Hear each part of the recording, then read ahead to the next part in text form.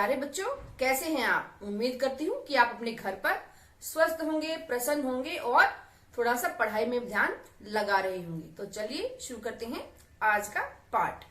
प्यारे बच्चों, जैसा कि आपको पता है, हमने पिछली वीडियो में आपको बताया था कि भाषा के हमारे दो रूप हैं, मौखिक और लिखित। जहां पर मौखिक भाषा में हम अपने मन के विचारों को सुनकर और बोलकर प्रकट करते हैं, वहीं लिखित भाषा में हम लिखकर और पढ़कर अपने मन के विचारों को प्रकट करते हैं। जहां पर हम बोलने के लिए ध्वनियों का प्रयोग करते हैं, मुख से निकलने वाली ध्वनियों के द्वारा हम अपने मन की बात दूसरे तक पहुंचाते हैं, वहीं लिखित भाषा में हम लिखकर अपने मन के विचारों को, बातों को दूसरे तक पहुंचाते हैं। तो प्यारे बच्चों, लिखने के लिए हमें एक लिपि की आवश्यकता होती है। लिपि का अर्थ मैंने आपको पिछली वीडियो में बताया था। लिपि का अर्थ है जो हमारे मुख से उच्चरित ध्वनियां हैं, उनको हमने लिखने के लिए एक निश्चित चिन्ह बना दिए हैं और उन चिन्हों की सहायता से हम भाषा को लिखते हैं, जिसे हम लिपि या वर्ण कहते हैं। आज हम भाषा के लिखने वाले रूप के बारे में बात करेंगे। भाषा के लिखने को हम कहते हैं वर्तनी। आज हम वर्तनी के बारे में बात करेंगे। वर्तनी के बारे में हम देखते हैं, वर्तनी की एक व्यवस्था होती है। जैसा कि हमने आपको पहले भी बताया था कि भाषा की एक व्यवस्था होती है और उसके अनुसार ही कार्य किया जाता है। आज हम बात कर रहे हैं वर्तनी की। वर्तनी का अर्थ है प्यारे बच्चों स्पेलिंग, कि जो हम बोल रहे हैं वो सही से हमने लिखा है या नहीं, उसमें उसको हम स्पेलिंग कहते हैं। बात करते हैं वर्तनी की।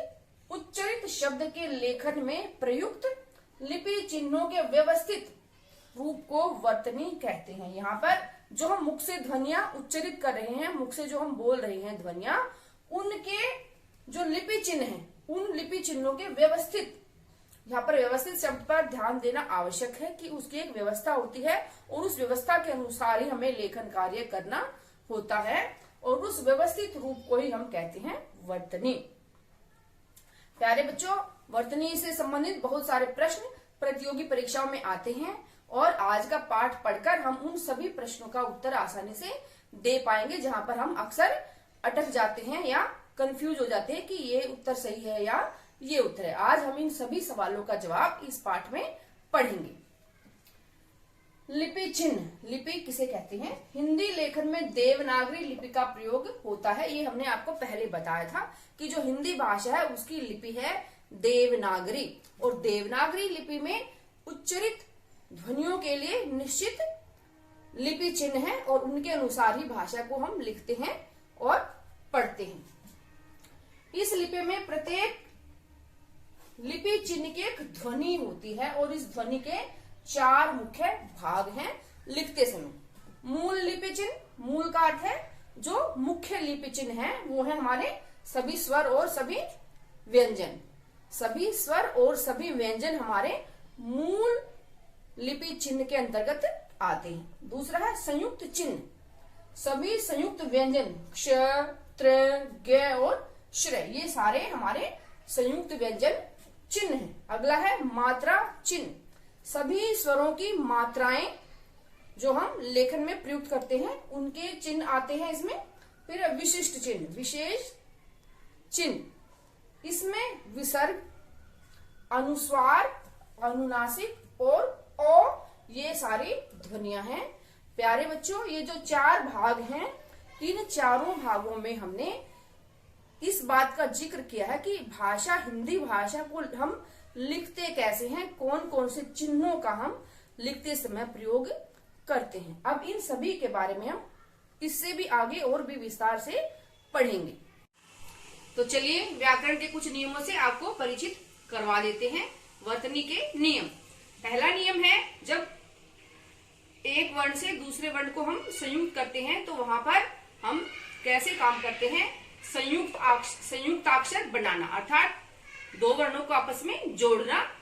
खड़ी पाई हटा दी जाती है। जब 2 वर्णों को हम जोड़ते हैं तो जिस वर्ण में खड़ी पाई है और उसको हम दूसरे के साथ जोड़ रहे हैं, संयुक्त कर रहे हैं, तो उसकी खड़ी पाई को हम हटा देते हैं, यह दिखाने के लिए कि ये शब्द यहाँ पर, ये वर्ण यहाँ पर आधा प्रयुक्त किया गया है। जैसे यहाँ पर हमने देखा 11 है, तो 11 में हमने ग की जो खड़ी पाई थी उसको हमने हटा दिया है। व्यास, व्यास लिखा हमने, तो व को हमने य में जोड़ा है, तो यहाँ पर हमने व की खड़ी पाई को हटा दिया है। स्नान, स्नान की स की खड़ी पाई को हमने हटा दिया है। उसके बाद अगला नियम है, जिन व्यंजनों में खड़ी पाई नहीं है। अब प्रश्न उठता है कि जहां पर खड़ी पाई है ही नहीं तो वहां पर हम कैसे हटाएंगे, कैसे हम काम करेंगे। तो जहां पर खड़ी पाई नहीं है उन्हें पूरा ही लिखा जाता है, लेकिन उसके नीचे हम हलंत लगा देते हैं। हलंत के बारे में मैंने आपको पिछली वीडियो में बताया था, समझाया था कि हलंत किसे कहते हैं। तो जहां पर जिन वर्णों में खड़ी पाई नहीं है और उसको हमने आधा लिखना है, तो वहां पर उसको पूरा ही लिखते हैं और उसके नीचे हलंत लगा देते हैं, जिससे पढ़ने वाले को पता चलता है कि यहाँ पर हमने इस वर्ण का आधा प्रयोग किया है, इसलिए हम उसको आधा ही बोलते हैं। जैसे चिन्ह, गड्ढा, उच्छ्वास, ओष्ठ, यहाँ पर ठ, छ, ड और ह आधे हमने प्रयुक्त किए हैं, लेकिन लिखा हमने इनको पूरा है, इसलिए हमने इनके नीचे हलंत लगा दिया है। उम्मीद करती हूँ आपको साथ साथ ये सारी बातें समझ में आ रही होंगी। अगला है नियम हमारा लिखने का, जब कोई पंचमाक्षर, पंचमाक्षर का मैंने आपको बताया था, पिछली वीडियो में भी बताया था, उससे पिछली वीडियो में भी बताया था, और अब इसको मैं एक बार दोबारा से अच्छे से आपको समझाऊंगी। हर वर्ग का जो पांचवा अक्षर है हम उसको पंचम अक्षर कहते हैं। तो जब कोई पंचम अक्षर दूसरे पंचम अक्षर से ही जुड़ता है, जब एक पंचम अक्षर दूसरे पंचम अक्षर के साथ जुड़ता है तो वहां पर अनुस्वार का प्रयोग नहीं होता। अनुस्वार का अर्थ होता है प्यारे बच्चों बिंदी, जो हम पंचम अक्षर के स्थान पर बिंदी लगा देते हैं। तो वहां जब एक पंचम अक्षर दूसरे पंचम अक्षर के साथ जुड़ता है तो वहां पर वह पंचम अक्षर आधा ही लिखा जाता है, उसके स्थान पर उसकी बिंदी या अनुस्वार का प्रयोग नहीं किया जाता। इस बात का बिल्कुल आप ध्यान रखें कि वहां पर जब एक पंचम अक्षर दूसरे पंचम अक्षर के साथ जुड़ता है तो वहां पर उस पंचम अक्षर के नाम की बिंदी नहीं लगाई जाती है, बल्कि उसको ही आधा करके लिखा जाता है। जैसे हम देख रहे हैं अन्न, सम्मान, यहाँ पर न के साथ न को ही जोड़ा गया है। सम्मान, अक्षुण्ण, भिन्न, जन्म, न और मैं दोनों ही पंचम अक्षर हैं, दोनों को जोड़ा है, तो यहाँ पर हम न के नाम की अनुस्वार की बिंदी नहीं लगाएंगे। वांग में आदि ये ऐसे है, ठीक है। जब हम कोई भी नियम पढ़ते हैं तो एकदम बड़ा अजीब सा लगता है हमें, अरे ये तो बड़ी कठिन बात है, लेकिन जब हम उदाहरण देखते हैं तो हमें अच्छे से समझ में आ जाता है। उदाहरण से हमारी जो बात है, परिभाषा, वो अच्छे से स्पष्ट हो जाती है। इसलिए आप उदाहरण और परिभाषा दोनों को बिल्कुल ध्यान से देखें और समझें।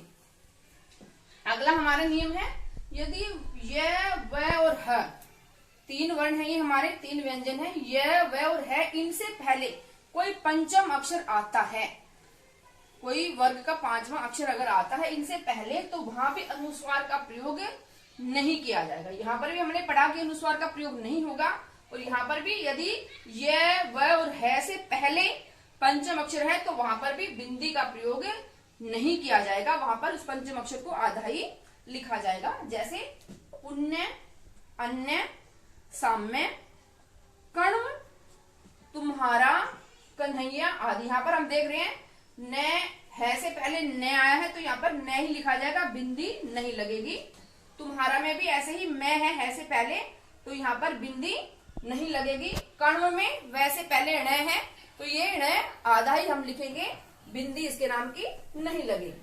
प्यारे बच्चों, इन बातों का आप अच्छे से ध्यान रखेंगे तो बिल्कुल भी कठिनाई आपको नहीं होगी। अगला हमारा नियम है य, र, ल, व, य, र, ल, व, श, श, स, ह। ये हमारे 8 वर्ण हैं। अगर इनसे पहले सम उपसर्ग आता है, ये हम आगे हिंदी भाषा में आपको पढ़ाएंगे, वैसे आप परिचित हो भी सकते हैं कि उपसर्ग और प्रत्यय होते हैं जो शब्द के पहले और अंत में जुड़कर एक नया शब्द बनाते हैं। तो यदि इन 8 व्यंजनों से पहले सम उपसर्ग लगता है, सम उपसर्ग इन व्यंजनों में जोड़ा जाता है, तो वहां पर मैं के स्थान पर अनुस्वार आएगा। यहाँ पर मैं के नाम की बिंदी लगेगी। इस नियम का आपको ध्यान रखना है। जैसे उदाहरण के लिए संयम, संवाद, संलाप, संसार, संहार, संशय, इन सभी में स के सम जमा लाभ, इन सभी में जुड़ा हुआ है सम। ये मिट गया थोड़ा सा। इन सभी शब्दों में सम उपसर्ग जुड़ा हुआ है, तो इसलिए इस नियम के अनुसार यदि सम उपसर्ग जुड़ा हुआ है तो हम यहाँ पर बिंदी लगाएंगे, मैं आधा करके नहीं लिखेंगे। अगला हमारा नियम है, कुछ व्यंजनों के साथ अनुस्वार का ही हमेशा प्रयोग होता है। कुछ व्यंजन है हमारे जिनके साथ हमेशा अनुस्वार का ही प्रयोग होता है। ये हमारे श है, अंश, कंस, वंश, हंस।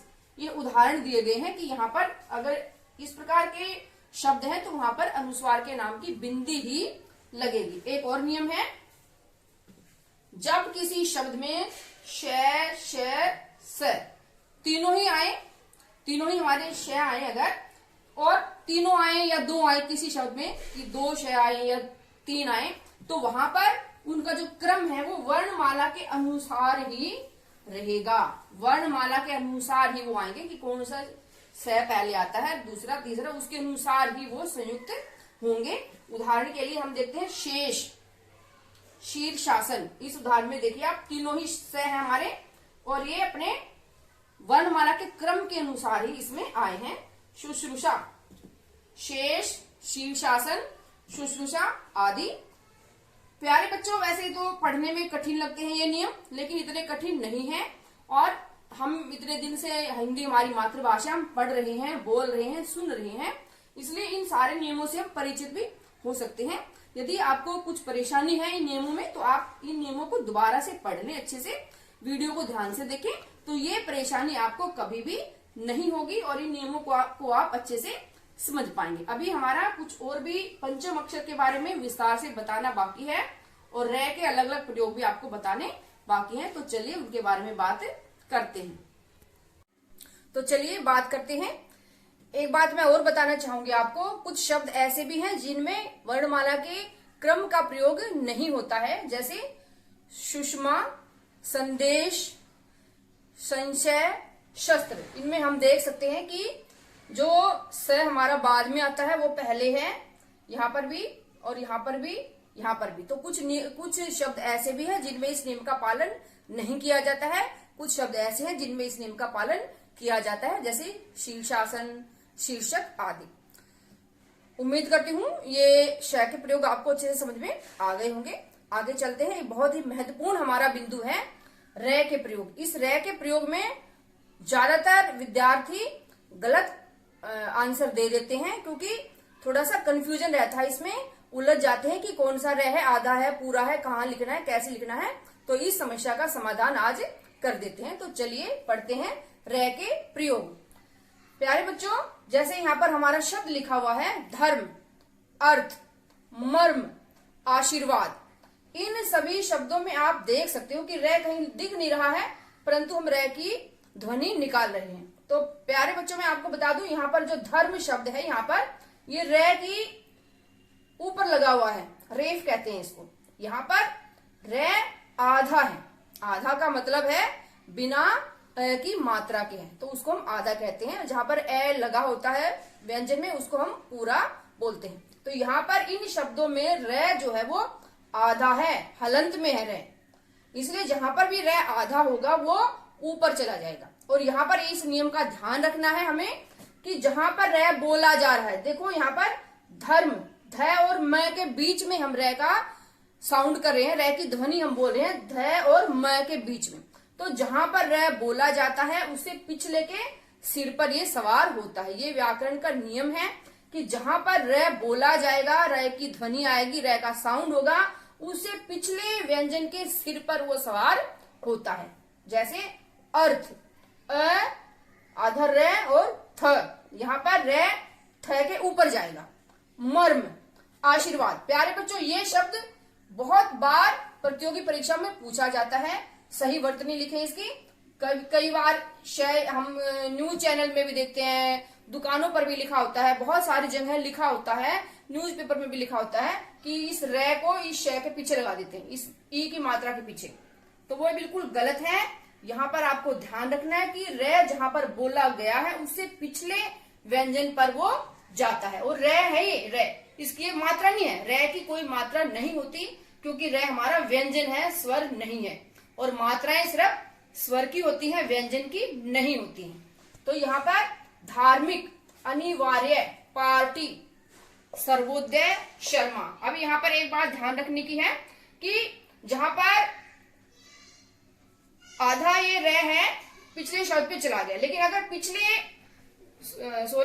शब्द पर नहीं, व्यंजन पर, यदि पिछले व्यंजन पर मात्रा है, यदि पिछले व्यंजन पर मात्रा है तो मात्रा के साथ वो लगता है। जैसे धार्मिक, यहां पर रे का साउंड यहां पर बोलना, हमने धा र मी क, तो यहाँ पर रे बोलना है। तो यहाँ पर ये इस मैं पे ई की मात्रा लगी हुई है, इसलिए ये रे इस ई की मात्रा के साथ पीछे चला जाएगा। जैसे यहाँ पर पार्टी, पार्टी में रे यहाँ पर है लेकिन ये इस ई की मात्रा के साथ यहाँ पर लिखा जाएगा। ऐसे ही सर्वोदय में रे यहाँ पर है लेकिन ओ की मात्रा के साथ यहाँ पर ये लिखा जाएगा। बहुत महत्वपूर्ण बिंदु है ये, इसको बिल्कुल बहुत ध्यान से समझना है और पढ़ना है। प्यारे बच्चों, अगला बिंदु हमारा है पंचम अक्षर का अनुस्वार रूप में प्रयोग। पिछली वीडियो में मैंने आपको बताया था कि पंचम अक्षर के बारे में हम विस्तार से चर्चा करेंगे। शब्द प्रयोग के साथ में आपको समझाऊंगी कि पंचम अक्षर का उच्चारण कैसे करना है और कैसे उनको लिखना है। तो चलिए आज हम पंचम अक्षर के बारे में ही बात करते हैं। पंचम अक्षर का अर्थ है प्यारे बच्चों हर वर्ग का पांचवा व्यंजन।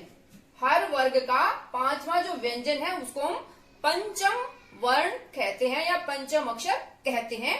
ये जो पांचवा वर्ण है हमारा, ये इन पांचों वर्णों को हम पंचम अक्षर को अनुनासिक भी कहते हैं क्योंकि इनका उच्चारण करते समय जो प्राण वायु है वो नाक और मुख दोनों से बाहर निकलती है, इसलिए हम इन पांचों को अनुनासिक भी कहते हैं।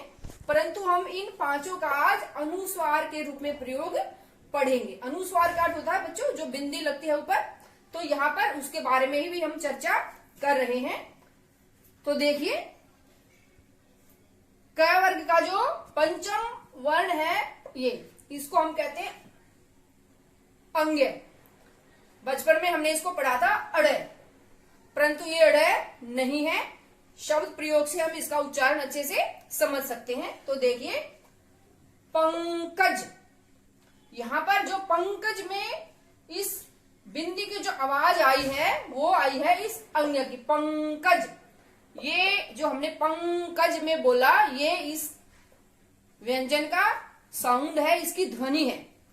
और पंचम अक्षर का अनुस्वार रूप में प्रयोग का अर्थ है बच्चों जब क वर्ग का पांचवा वर्ण जो है अंग्य अपने ही वर्ग के वर्णों से पहले आता है, अपने वर्ग के व्यंजनों से पहले आता है तो वो अनुस्वार के रूप में प्रयुक्त होता है। जैसे हमने यहाँ पर कहा पंकज, तो पंकज शब्द में इस बिंदी का अर्थ है कि यहाँ पर अंग्य शब्द आधा जुड़ा है। पंकज, पंखा, ख से पहले अंग्य शब्द जुड़ा है, इसमें आधा, आधे का अर्थ है कि वो बिना स्वर की सहायता के, बिना ए के यहाँ पर प्रयुक्त हुआ है। पंखा, गंगा, अंग्य की आवाज आ रही है, गंगा, आधा यहाँ पर, कंघा, कंकण, या ठीक है ये संस्कृत का शब्द कंकण, इन सभी का जो उच्चारण है, ध्वनि है, वो अंग्य की है।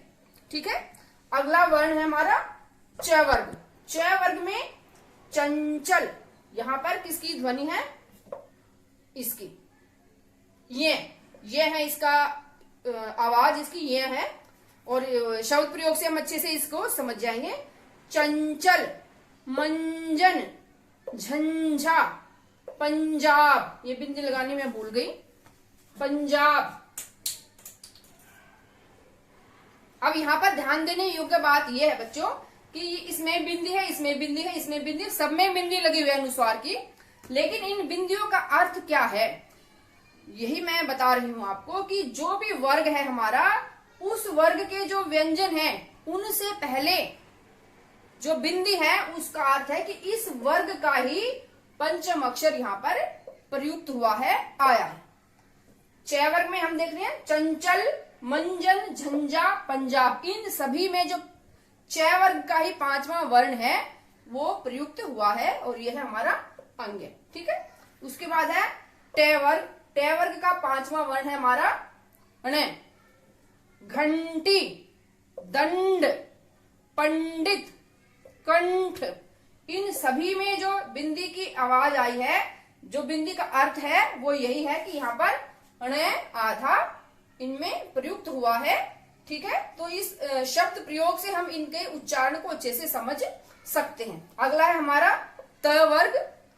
पंत, पंथ, बंद, बंधन, अंदर, इस वर्ग में जितनी भी बिंदियां लगी हुई हैं, अनुस्वार की बिंदियां, इन सभी बिंदियों का अर्थ है कि यहाँ पर तय वर्ग का 5वां वर्ण न आधा आधा प्रयुक्त हुआ है। अगला है हमारा प वर्ग। चंपक, गुंबद, दंभ, प्रारंभ, इन सभी में प वर्ग का ये प, ब, भ, ये प वर्ग के ही व्यंजन है। तो प वर्ग में जहां पर अनुस्वार की बिंदी लगी है तो वहां पर प वर्ग का ही अंतिम 5वां वर्ण प्रयुक्त हुआ है। प्यारे बच्चों, एक और शब्द मैं आपको बताती हूँ। हिंदी, हिंदी भाषा की बात कर रहे हैं। ये भी आपने लिखा हुआ देखा होगा और ये भी आपने लिखा हुआ देखा होगा। तो यहाँ पर विचारणीय प्रश्न है कि किसको हम शुद्ध कहें और किसको हम अशुद्ध कहें। जो हमने यहाँ पर नियम पढ़ा है, इस नियम के अनुसार द से पहले जब 5म अक्षर है तो उसके नाम की बिंदी आनी चाहिए, न के नाम की बिंदी। तो ये जो शब्द है हिंदी, ये बिल्कुल सही है। और प्यारे बच्चों, आप अपनी हिंदी की पुस्तक पर भी जो नई एडिशन है, जो नई किताबें छपी हुई, उन पर ध्यान देना कि हिंदी इस तरीके से लिखा मिलेगा। और जो पुरानी पुस्तकें हैं, काफी पुरानी पुस्तकें हैं, उनमें अगर हिंदी लिखा है तो वो इस तरीके से लिखा होगा। तो आप इन चीजों का ध्यान दें कि कौन सा शब्द हमारा शुद्ध है और कौन सा अशुद्ध है आज के हिसाब से। उसके बाद एक शब्द हमारा है संबंध। अब आप यहाँ पर देखें, दोनों ही बिंदियां लगी हुई है अनुस्वार की, तो हमें कैसे पता चलेगा कि कहां पर मैं है और कहां पर न है। तो इसका सीधा सीधा उत्तर हमें ऊपर जो हमने पढ़ा है उसी से पता चलेगा। जैसे यहाँ पर है संबंध, ब है, ब, तो ब से पहले बिंदी लगी हुई है, तो हमें देखना कि ब किस वर्ग का है। तो ब हमारा प वर्ग का है और प वर्ग का 5म अक्षर है मैं, तो इसलिए ब से पहले जो बिंदी है वो है मैं की। और यहाँ पर ध है, ध किस वर्ग में हमारा, तय वर्ग में है। ठीक है, तो यहाँ पर बिंदी है हमारी न की। संबंध मैं आपको लिखकर दिखाती हूं।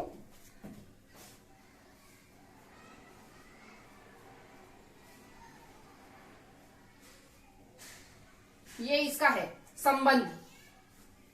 लेकिन अगर हम इस नियम को पढ़ लेंगे अच्छे से तो हमें ऐसे लिखने की आवश्यकता नहीं पड़ेगी।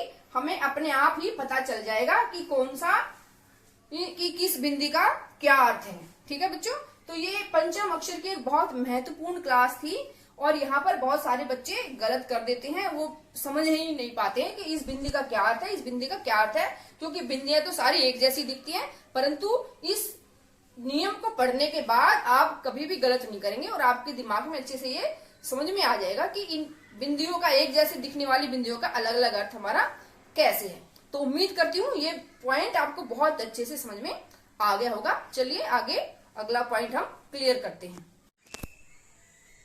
प्यारे बच्चों, अगला बिंदु हमारा है ढ, ढ, अड़े, ड का प्रयोग। प्यारे बच्चों, ये दोनों ही और ये दोनों ही हमें एक जैसे दिखते हैं और इनके फर्क हम महसूस नहीं कर पाते हैं। तो ये बहुत महत्वपूर्ण बिंदु है, इसको आप बिल्कुल ध्यान से पढ़ेंगे, ध्यान से समझेंगे, फिर आप कभी गलती नहीं करेंगे।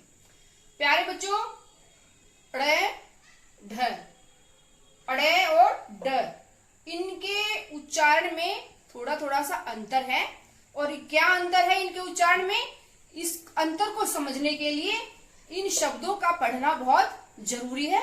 इन शब्दों को जब हम पढ़ेंगे तो इनके दोनों के उच्चारण का जो अर्थ है, जो अंतर है, वो हमें अच्छे से स्पष्ट हो जाएगा। तो पढ़ते हैं, देखो, पढ़ना, पढ़ना, रूढ़, लुढ़का, टेढ़ा, सीढ़ी, गढ़, बूढ़ा, कढ़ाई, गढ़वाली।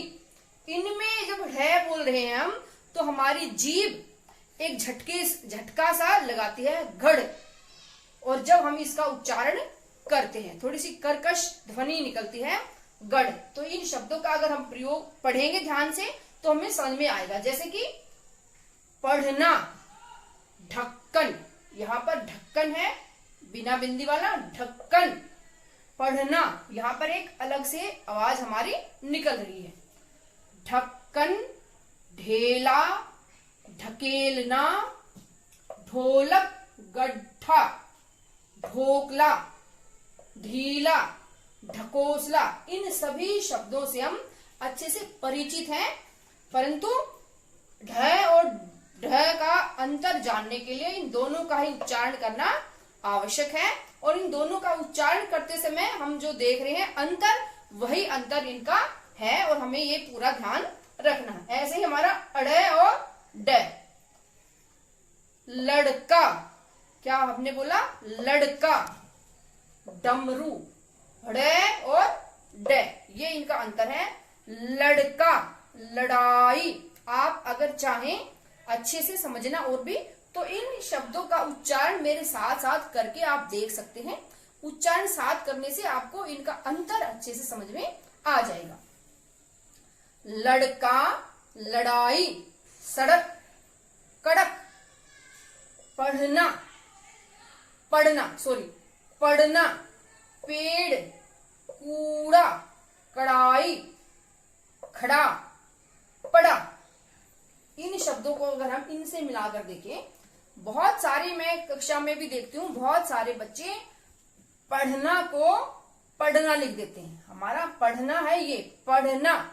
बच्चे लिख देते हैं पढ़ना, कि मैं विद्यालय की 5वीं कक्षा में पढ़ता हूँ। पढ़ता का अर्थ होता है गिरना, और ये है पढ़ना, पढ़ना।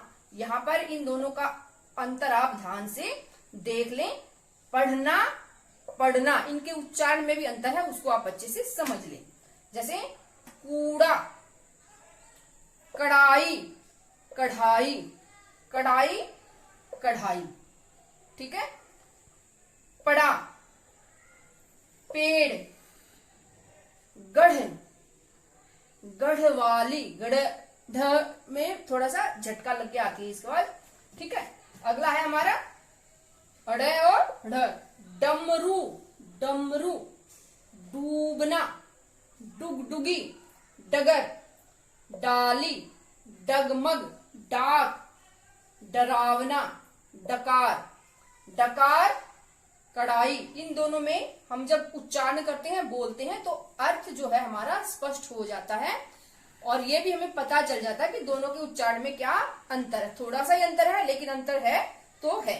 तो ये हमें दोनों ही बिंदु अच्छे से ध्यान में रखने हैं, और इसको ध्यान में रखने का आसान तरीका यही है कि हम इन शब्दों का उच्चारण करें, और शब्दों के उच्चारण से हमें इनका अंतर अच्छे से समझ में आ जाएगा। उम्मीद करती हूँ ये बिंदु आपको अच्छे से क्लियर हो गया होगा।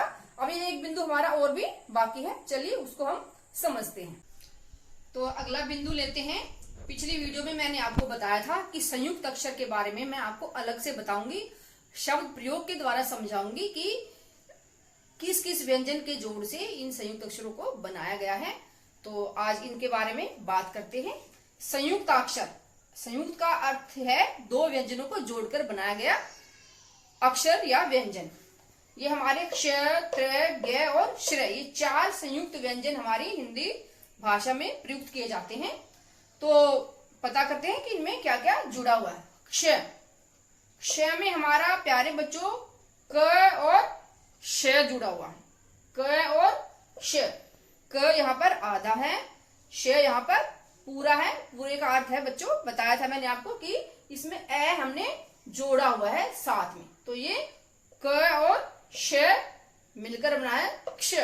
और शब्द प्रयोग देख लेते हैं। क्षेत्र, क्षेत्र, क्षितिज, कक्षा, क्षात्र, इन शब्दों का आपको साथ साथ उच्चारण भी करना है। आप साथ साथ उच्चारण करेंगे तो आपके दिमाग में अच्छे से ये बात क्लियर हो जाएगी, स्पष्ट हो जाएगी कि किस किस व्यंजन का इसमें हमने मिलान किया है, संयुक्त किया है। अगला है हमारा त्र। त्र में त और र जुड़े होते हैं। ये त है ऊपर से जो थोड़ा सा मुड़ा हुआ होता है, त है, और ये हमारा र है। तो यहाँ पर त आधा है और र हमारा पूरा है। पूरे का अर्थ है कि यहाँ पर र के अंदर ए भी जुड़ा हुआ है। त्र, इसके शब्द प्रयोग देख लेते हैं। त्रिनेत्र, जो त्र शब्द है, त्रि का अर्थ होता है तीन। त्रिनेत्र, तीन नेत्र वाला शिवजी भगवान। त्रिनेत्र, त्रिवेणी, त्रिकोण, तीन कोण, तीनों ही त्रि का शब्द यहाँ पर तीन है। तो त्रय का संयुक्त व्यंजन भी आपको समझ में आ गया होगा और शब्द प्रयोग भी हमने पढ़ लिया है, देख लिया। अगला हमारा ग। ग में हमारे ज और ये दोनों शब्द जुड़े हुए हैं। ज आधा और ये पूरा। कुछ जगह इसको ज भी कह देते हैं, ज, और कुछ जगह ग भी पढ़ देते हैं। थोड़ा सा भाषा प्रयोग का क्षेत्र के आधार पर इसका अलग अलग उच्चारण कर देते हैं हम। ज्ञान, ज्ञानी, अज्ञानता, ग से, ठीक है। अगला है हमारा श्रेय। श और र, यहाँ पर हलंत लगाना मैं भूल गई। श यहाँ पर हमारा आधा है और र हमारा पूरा है।